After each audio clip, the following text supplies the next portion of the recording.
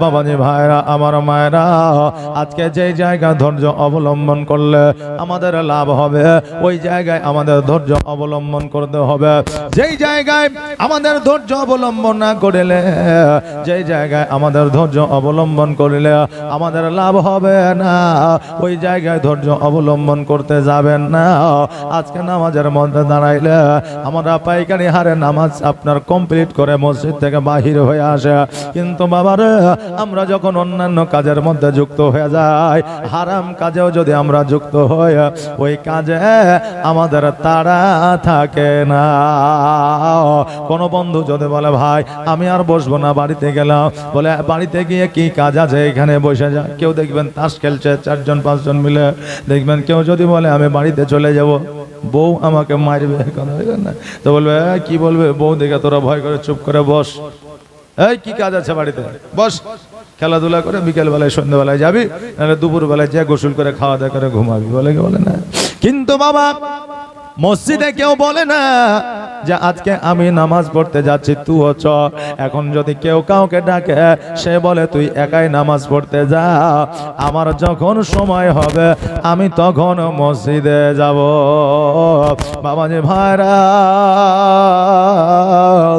আজকে সময় থাকতে আপনি জালসায় যেতে পারেন না, আজকে সময় থাকতে আপনি মসজিদে যেতে পারেন না। আজকে আল্লাহ আপনাকে সময় দিয়েছে, আজকে আল্লাহ আপনাকে সৌন্দর্য দিয়েছে, আজকে আল্লাহ আপনাকে ক্ষমতা দিয়েছে, আজকে আল্লাহ আপনাকে পাওয়ার দিয়েছে, আজকে আল্লাহ আপনাকে যৌবন দিয়েছে, আজকে আল্লাহ আপনার হাত দিয়েছে, পা দিয়েছে, আজকে আপনি সঠিক জায়গায় যেতে পারেন না। যেই দিন সময় আসবে গো, যেই সময়ে আপনার সুন্দর চেহারা থাকবে না, যেই সময় আপনার সৌন্দর্য থাকবে না, যেই সময় আপনার যৌবন থাকবে না, যেই সময়ে হাত পা গুলো কাজ করবে না, যেই সময়ে আপনার মস্তিষ্ক কাজ করবে না, যেই সময়ে আপনি খেয়ে শান্তি পাবেন না, যেই সময়ে আপনি বসে শান্তি পাইবেন না, সেই দিন মসজিদে যাওয়ার জন্য চেষ্টা করবেন, কিন্তু মসজিদে যাওয়া আর হবে না। ওই সময়ে আপনি জালসায় যেতে চেষ্টা করবেন, কিন্তু আপনার জালসায় যাওয়া হবে না, আপনি যেতে পারবেন না হাজারো চেষ্টা করে। এই জন্য মা, এই জন্য বাবা, সময় থাকতে সময়ের মূল্য দেবেন, সময় পার হয়ে গেলে ওই সময়টা আর পাওয়া যাবে না।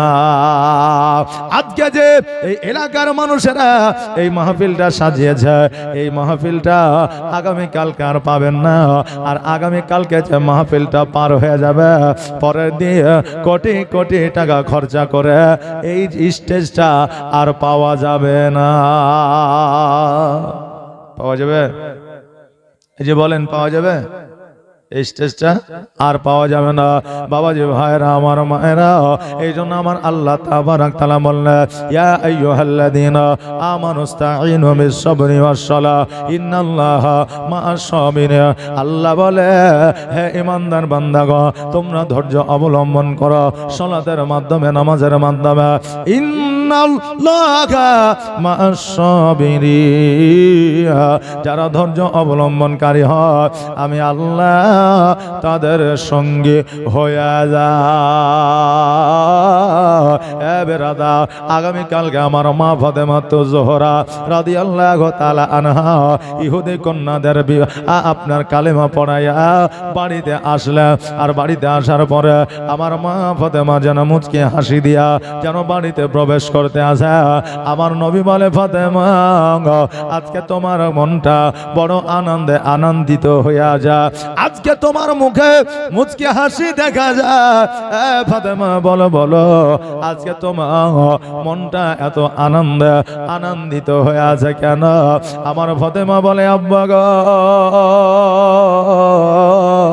গো, আজকে আমি বড় আনন্দিত হয়ে আছে এই কারণে আব্বা, আমি ইহুদের বাড়িতে গিয়েছিলাম দাওয়াত খাইতে। ওই ইহুদের বাড়িতে আজকে আমার পোশাক দেখিয়া একটা নয়, দুইটা নয়, 5টা নয়, 7টা নয়, 113টা কন্যা আপনার কালিমা পড়ে মুসলমান হয়ে যায়। জোরে বলেন সুবহানাল্লাহ।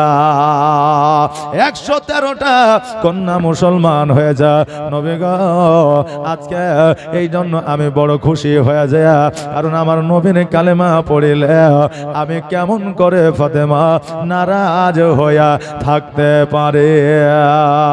আমার নবী বলে ফাতেমা এই জন্য তো আমার আল্লাহ তাবারাক তাআলা তোমাকে জান্নাতের রানী বানিয়েছে, সমস্ত নারীদের বাদশাহিনী বানিয়েছে, সমস্ত নারীদের সর্দারিনী বানিয়েছে। মারে আজকে সমস্ত নারীদের আগে তুমি ফাতেমা জান্নাতে যাবে। জগতের মধ্যে আমার আল্লাহ তাবারাক তাআলা ফাতেমা তোমাকে জান্নাতের রানী বলে ঘোষিত করেছে এবং আল্লাহ তাবারাক তাআলা তোমাকে জান্নাতের সার্টিফিকেট দিয়েছে।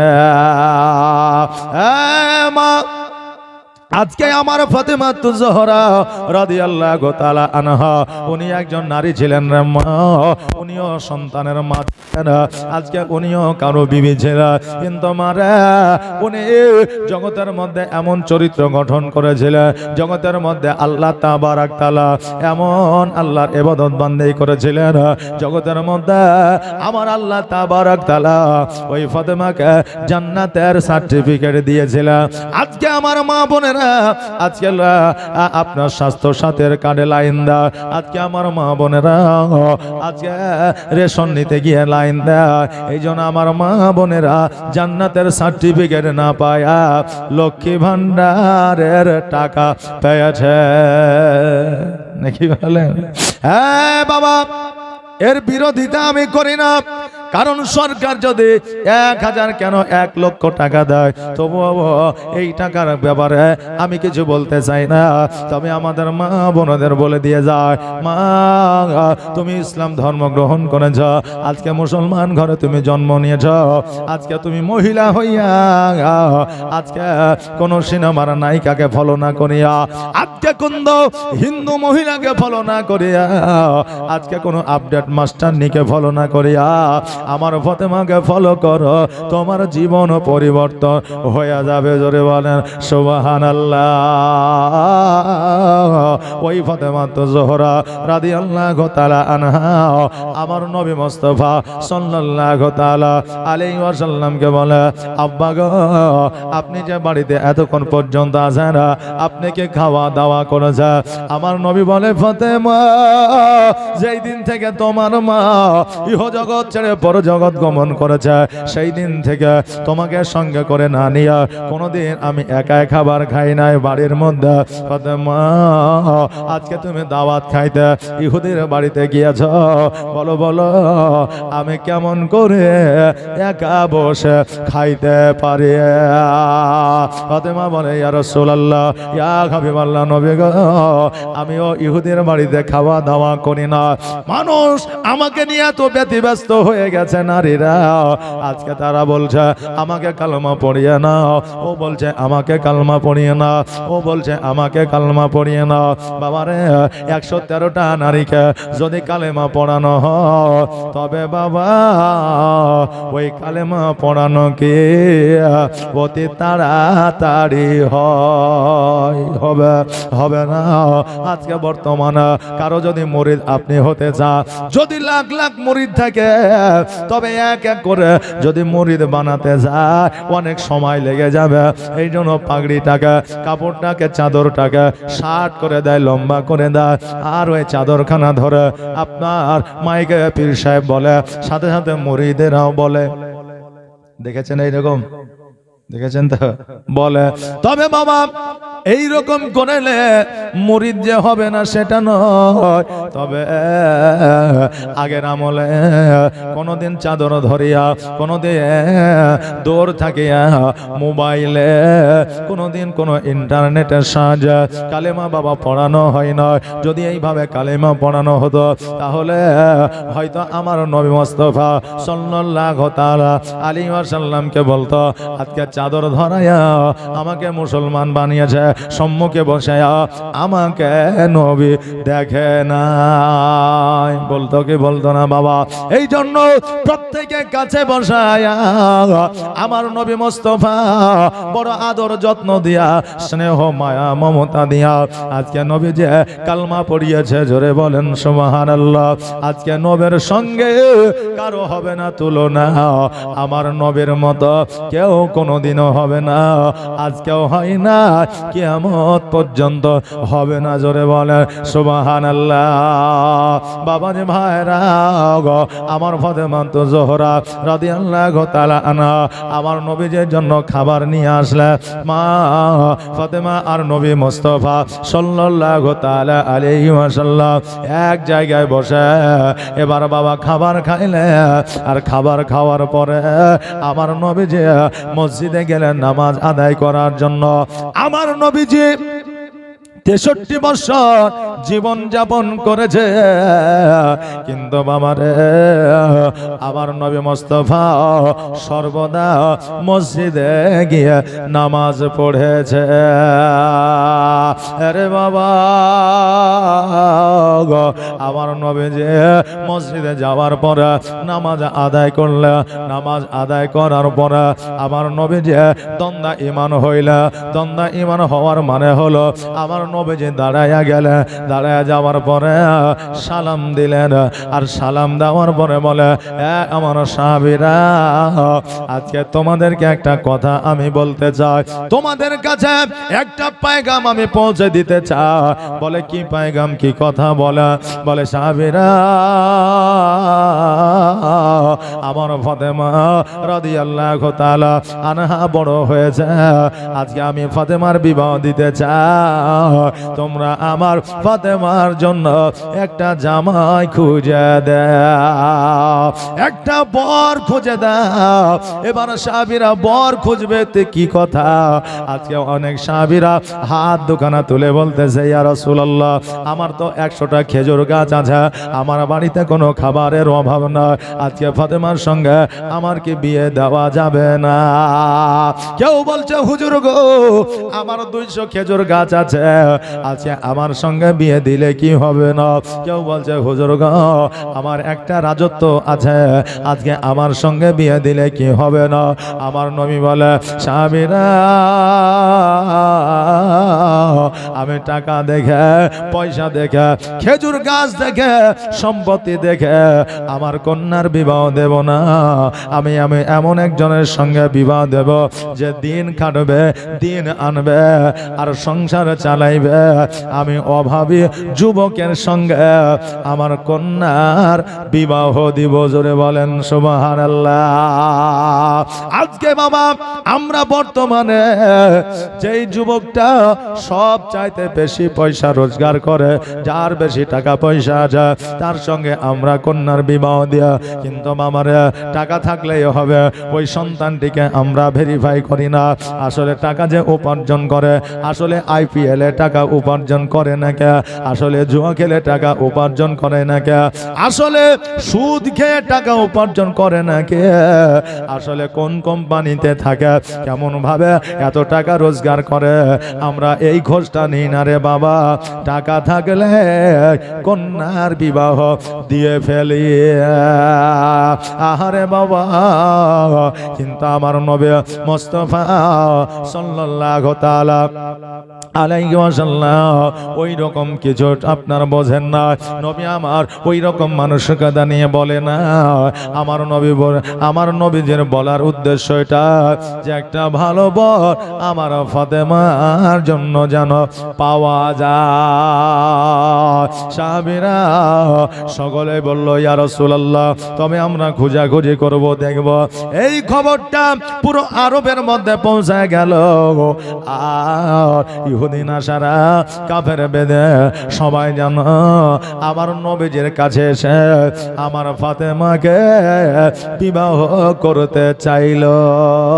সে বলছে আমার 2টা রাজত্ব, আমার সঙ্গে বিবাহ দেওয়া যাবে না। নবী আমার বললেন না, বলে আমার হচ্ছে 5টা রাজত্ব, আমার সঙ্গে বিবাহ দিলে কি হবে না? বলে না, তোমার সঙ্গে বিবাহ দেব না। এইভাবে সকলকে আমার নবীজি বললেন, না না, বিবাহ আমি টাকা পয়সা দেখে দেব না, আমার যাকে পছন্দ হবে তার সঙ্গে আমার ফাতেমার বিবাহ নেব।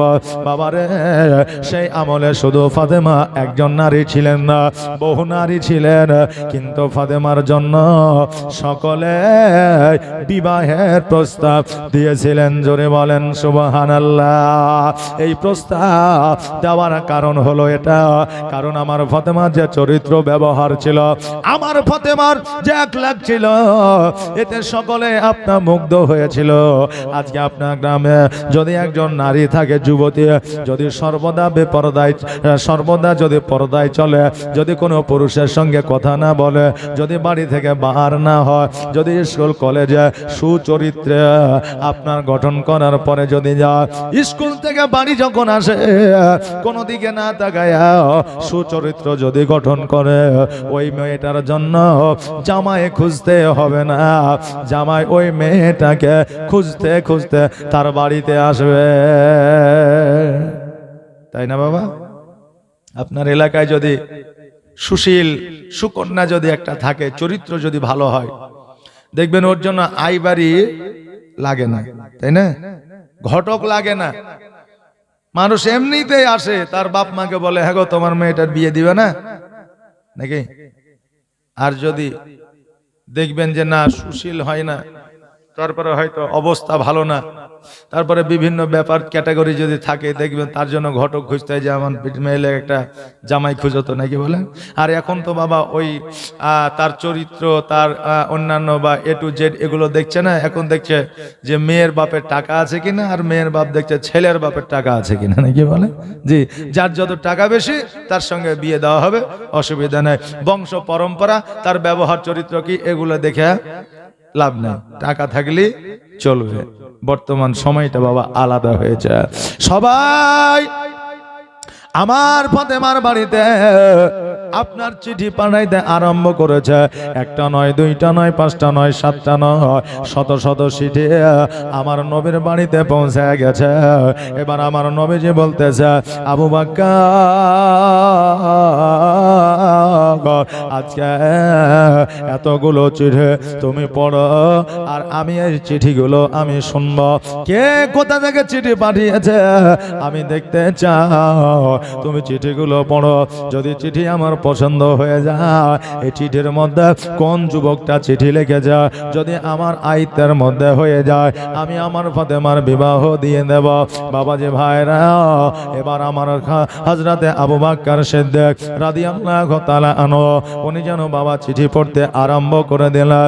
এই ঘটনাটাকে কেন্দ্র করে অনেকে বলে যে নবী আমার লেখাপড়া জানতো না।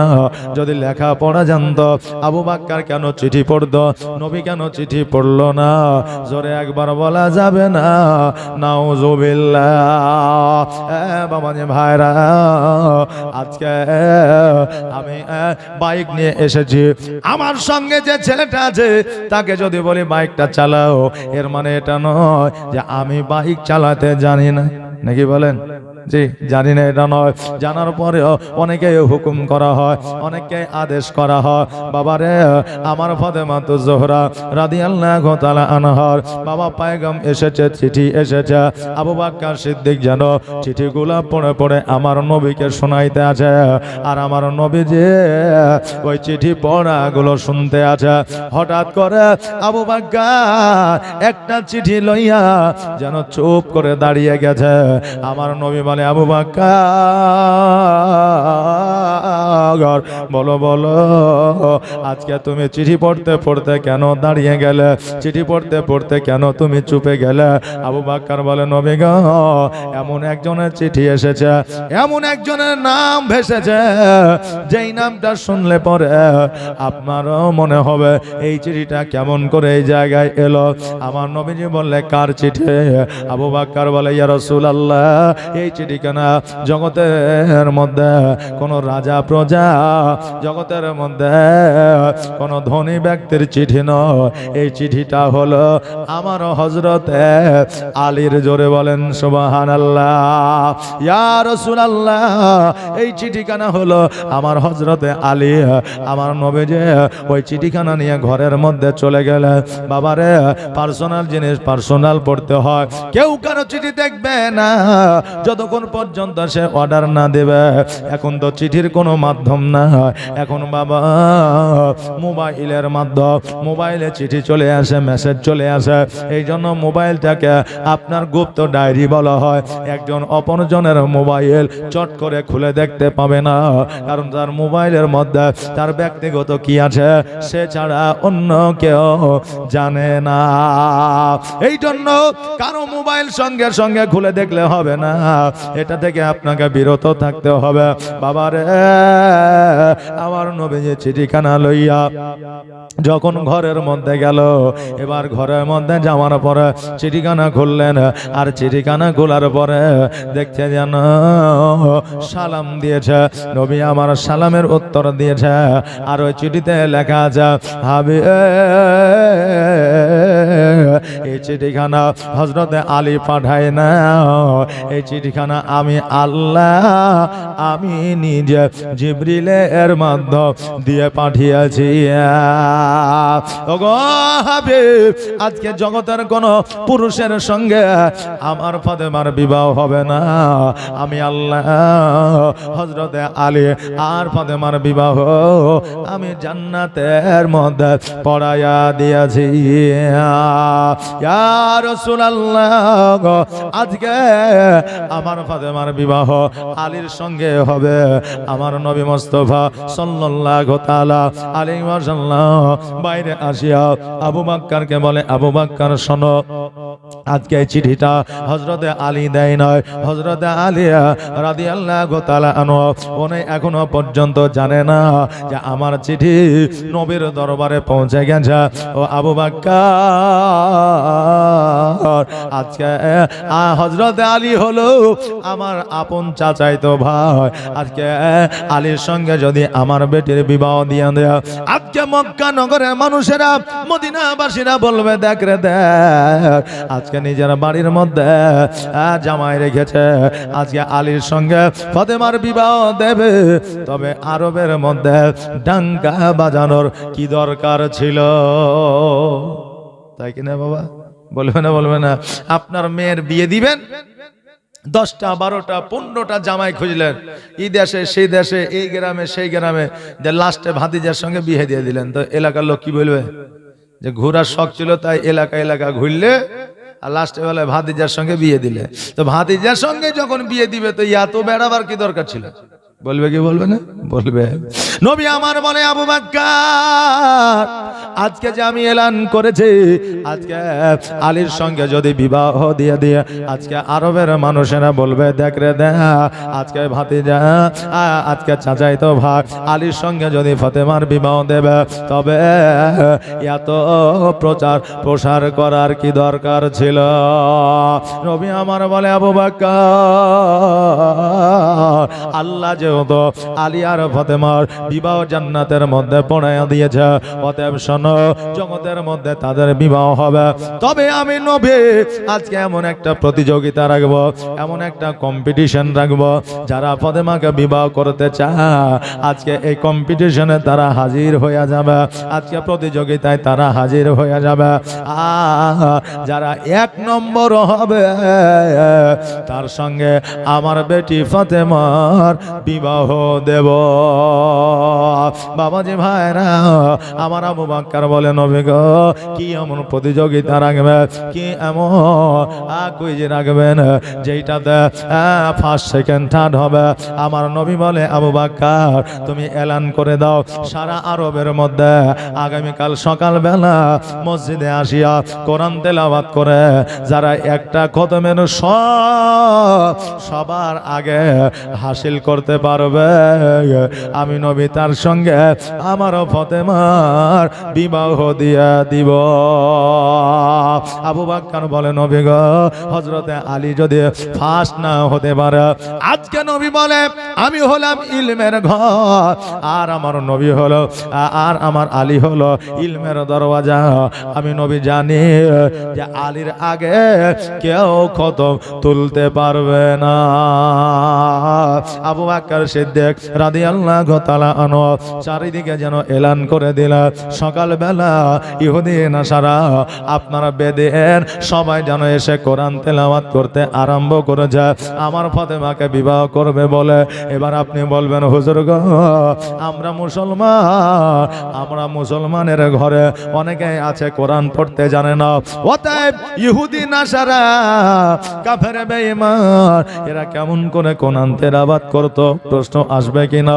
আমি বলি বাবা রে, আরবের মাতৃভাষাই হলো আরবি, এই জন্য সবাই আরবি জানে, আরবি পড়তেও জানে, এই জন্য সবাই কোরআন তেলাওয়াত করতে আরম্ভ করেছে। এবার সবাইকে দেখা যায় কিন্তু আলীকে যেন দেখা যায় না। নবী আমার বলে আবু বকর আর দেরি নয়, দেরি নয়, জলদি করে যাও আর আলীকে খুঁজে নিয়ে আসো। আলীকে খুঁজে নিয়ে আসার পরে আজকে আলীকে কোরআন তেলাওয়াত করতে বলো, কেননা এই জায়গায় যে আজকে ফার্স্ট হয়ে যাবে, প্রথম নম্বর যা হাসিল করবে তার সঙ্গে ফাতেমার বিবাহ দেওয়া হবে।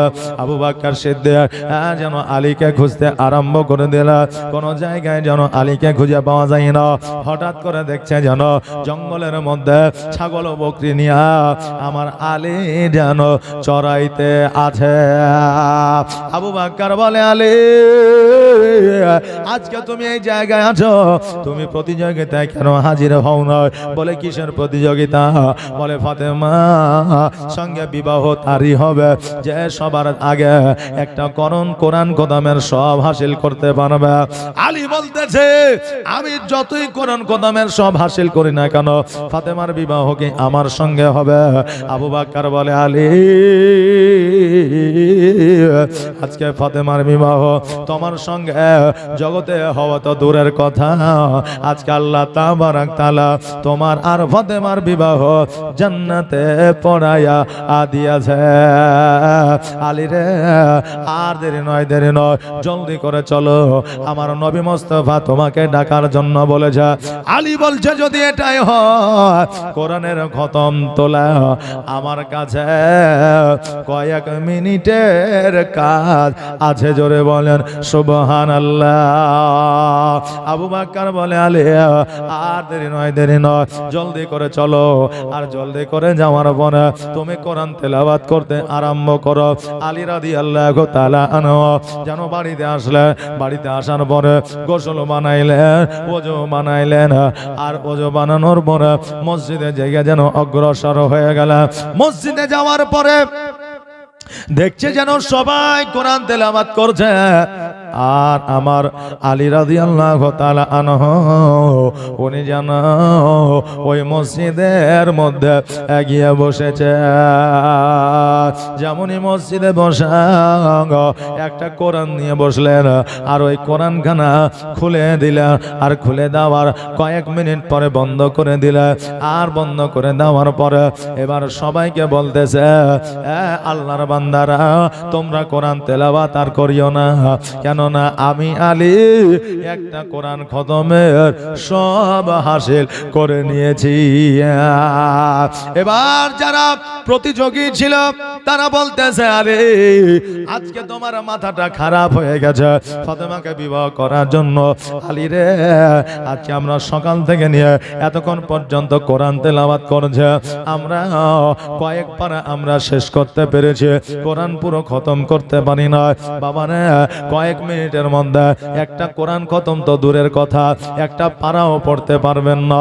আজকে আপনি নরমাল মানুষ একটা কোরআন তেলাওয়াত করে আপনার মোটামুটি 25 মিনিট লাগবে, 30 মিনিট লাগবে একটা পারা আপনার খতম করতে।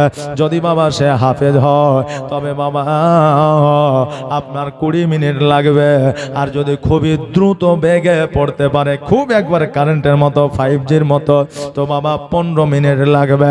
কেউ যদি বলে 5 মিনিট 7 মিনিট আমি একটা পারা আমি খতম করে দিই, বাবারে আসলে ও কোরআন তেলাওয়াত করে না, ও বাবা কোরআনের পাতা চুরি করে। কথা বুঝলেন না? যত বড়ই হাফেজ হোক না কেন 7 মিনিট 5 মিনিট একটা পারা খতম করতে পারবে না। বাবাজি ভাইরা আমার মায়েরা, আজকে আলী রাদিয়াল্লাহু তাআলা আনহুকে বলে এত তাড়াতাড়ি তুমি কেমন করে কোরআন তেলাওয়াত করে কোরআনের খতম তুমি হাসিল করলে? আলী বলে শোনো, আমি কোরআনের খতমে সব হাসিল করেছে, তোমরা আর কোরআন পড়িও না। এরা বাবা কোরআন পড়া বন্ধ করে না, এরা যেন কোরআন পড়ে যায় যা আলীর হয়তো মাথা খারাপ হয়ে যায়, এই জন্য ভুলভাল বকতে আসে। এবার সবাই কোরআন তেলাওয়াত করে, এই কথাটা আমার নবীর কাছে পৌঁছে গেল। আমার নবীজি বলে আলী আজকে বলো আজকে যে তুমি কোরআন তেলাওয়াত করা বন্ধ করেছ, তুমি বলো তুমি কেমন করে আজকে কোরআনের খতম হাসিল করলে? আলী বলতেছে ইয়া রাসূলুল্লাহ, ইয়া হাবিবাল্লাহ, নবী গো, আপনি একদিন বক্তব্য দিয়েছিলেন, আপনি একদম তাকরীর করেছিলেন, আমি আলী শুনেছিলাম। আপনি বলেছিলেন 3 বার সূরা ইখলাস পড়লে, 3 বার সূরা কুল হুয়াল্লাহ পড়লে একটা কোরআন খতমের সব পাওয়া যায়। নবী গো, আমি তাই 3 বার সূরা ইখলাস পড়েছি আর একটা কোরআন খতমের সব হাসিল করে নিয়েছে। নবী আমার বলে শোনো আরববাসীরা, তোমরা আর কোরআন তেলাওয়াত করিও না। আমার সাহাবীরা, তোমরা আর কোরআন তেলাওয়াত করিও না, কেন না আজকে 1 নম্বর স্থান নিয়েছে আমার হযরত আলী। জোরে বলেন সুবহানাল্লাহ। আমার আলী 1 নম্বর স্থান নিয়েছে, এই জন্য আলীর সঙ্গে বিবাহ হবে। আজকে প্রতিযোগিতা তোমরা প্রথম হইতে পারো না।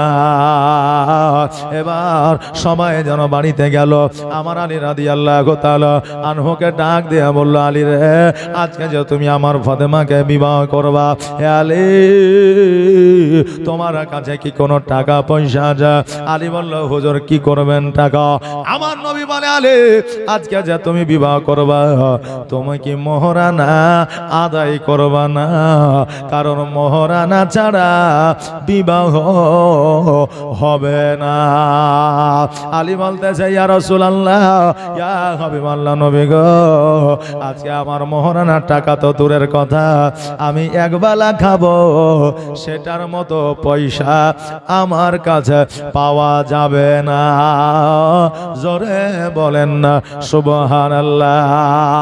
টাকায় যদি সবকিছু হইতো রে বাবা, তাহলে আমার দয়ার নবী যে আজকে আলীর সঙ্গে ফাতেমার বিবাহ দিত না। কারণ আমার আলীর জীবনে কোনো টাকা পয়সা ধন সম্পত্তি অট্টালিকা ছিল না। আমার নবী বলে, আলী তবে শোনো, মোহরানা ছাড়া বিবাহ হবে না। আলী রে, তোমার বাড়ি থেকে বিক্রয় করার মতো কিছু আছে? আমার আলী বললে, হুজুর গো, আমার বাড়িতে একটা লটা আছে। লটা বোঝেন? আগের যুগে লটা থাকতো, পানি পান করতো, উজু বানাইতো নাকি? আমার বাড়িতে একটা লটাই আছে। ওগো নবীজি, আমার বাড়িতে একটা ঢাল আছে আর একটা তালওয়ার আছে, এটা ছাড়া আমার বাড়িতে আর কিছুই না। নবী আমার বলে, আলী আজকে লোটাটা বিক্রয় করলে হবে না। আমার বেটি, তুমি বাড়িতে উজু বানাইবা, পানি পান করবা, লোটাটা কাজের জিনিস, এই জন্য লোটা বিক্রি করলে হবে না। দ্বিতীয়ত, তালওয়ারটা বিক্রি করলে হবে না, তোমার জীবন রক্ষার ব্যাপার আছে, যুদ্ধের ময়দানের ব্যাপার আছে, এই জন্য তালওয়ারটা বিক্রয় করলে হবে না। তবে আলে তোমার ঢালখানা বিক্রয় করে দাও। আবার যখন তোমার সময় হবে, ক্ষমতা হবে, টাকা যখন তোমার হবে, তখন আবার ঢালখানা তুমি তৈরি করে নিও। কারণ ঢাল ছাড়া অনেক সময় যুদ্ধ করা যায়, কিন্তু তালওয়ার ছাড়া যুদ্ধ করা সম্ভব নয়।